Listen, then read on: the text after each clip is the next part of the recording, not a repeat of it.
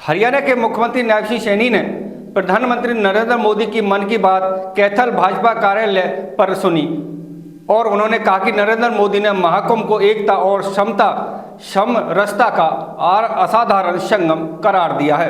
हरियाणा के मुख्यमंत्री नैब सिंह सैनी ने प्रधानमंत्री की मन की बात कैथल भाजपा जिला कार्यालय कपिल कमल में भाजपा कार्यकर्ताओं के साथ सुनी। हरियाणा के मुख्यमंत्री नैब सिंह सैनी ने मन की बात पर पत्रकारों से बातचीत करते हुए कहा, प्रधानमंत्री नरेंद्र मोदी ने रविवार को महाकुंभ को एकता और समता समरसता का असाधारण संगम करार दिया। उन्होंने कहा कि हजारों वर्षों से चली आ रही इस परंपरा में कहीं भी कोई भेदभाव और जातिवाद नहीं है।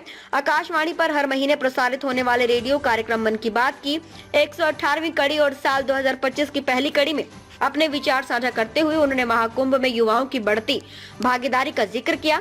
हरियाणा के मुख्यमंत्री नैब सिंह सैनी ने कहा, पीएम मोदी ने कहा कि जब युवा पीढ़ी अपनी सभ्यता के साथ गर्व से जुड़ जाती है तो उसकी सभ्यतागत जड़ें और मजबूत होती हैं और तब उसका स्वर्णिम भविष्य भी सुनिश्चित हो जाता है। प्रधानमंत्री ने इस दौरान 25 जनवरी को मनाए जाने वाले राष्ट्रीय मतदाता दिवस का भी जिक्र किया। उन्होंने कहा कि यह दिन इसलिए अहम है क्योंकि इस दिन भारतीय निर्वाचन आयोग की स्थापना हुई थी। पीएम मोदी ने कुंभ, पुष्करम और गंगा सागर मेले का जिक्र करते हुए कहा कि ये पर्व सामाजिक मेलजोल, सद्भाव और एकता को बढ़ाने वाले पर्व हैं। उन्होंने कहा कि ये पर्व भारत के लोगों को भारत की परंपराओं से जोड़ते हैं। प्रधानमंत्री ने कार्यक्रम में पोष द्वादशी के दिन अयोध्या में राम मंदिर में रामलला की प्राण प्रतिष्ठा की वर्षगांठ का भी जिक्र किया और कहा कि प्राण प्रतिष्ठा की ये द्वादशी भारत की सांस्कृतिक चेतना की पुनः प्रतिष्ठा की द्वादशी बन गई। उन्होंने कहा, हमें विकास के रास्ते पर चलते हुए ऐसे ही अपनी विरासत को भी सहेजना है और उनसे प्रेरणा लेते हुए आगे बढ़ना है।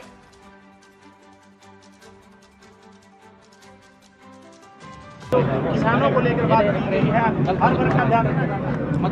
देखिए, आज मन की बात का 118वां एपिसोड आदरणीय प्रधानमंत्री जी देश के लोगों के साथ हर महीने अंतिम रविवार को वो बहुत सारी बातों को शेयर करते हैं और देश के अंदर अलग अलग क्षेत्रों में जो लोग अच्छा काम करते हैं, जिन्होंने अपने साथ साथ समाज के जीवन को भी बदलने का काम किया है, ऐसे लोगों के कार्यों को, उनके एक्सपीरियंस को, उनकी जो टेक्निक है उसको देश के लोगों के साथ शेयर करते हैं और उसका लाभ भी मिलता है, उससे प्रेरणा भी मिलती है।